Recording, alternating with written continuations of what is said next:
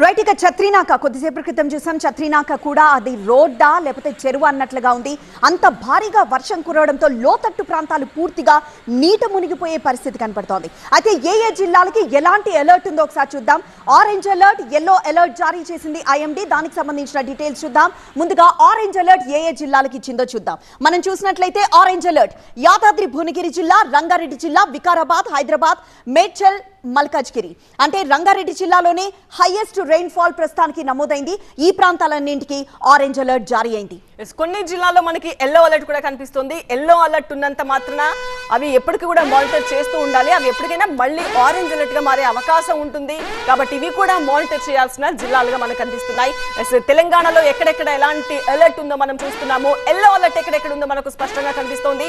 రాజన్న సిరిసిల్ల జిల్లా, అలాగే భూపాలపల్లి, మహబూబాబాద్, మహబూబ్ నగర్, వనపర్తి, జోగులాంబ గద్వాల, నారాయణపేట, సంగారెడ్డి, కామారెడ్డి, నిజామాబాద్.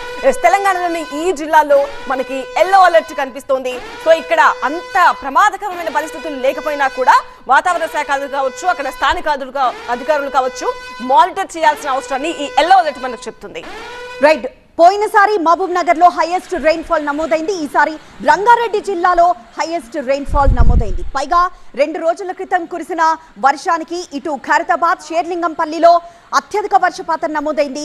అయితే ఈ రోజు కురిసిన వర్షానికి మాత్రం అటు పెద్దంబర్పేట్ ప్రాంతం మొత్తం నీట మునిగిపోయే పరిస్థితి కనబడుతోంది.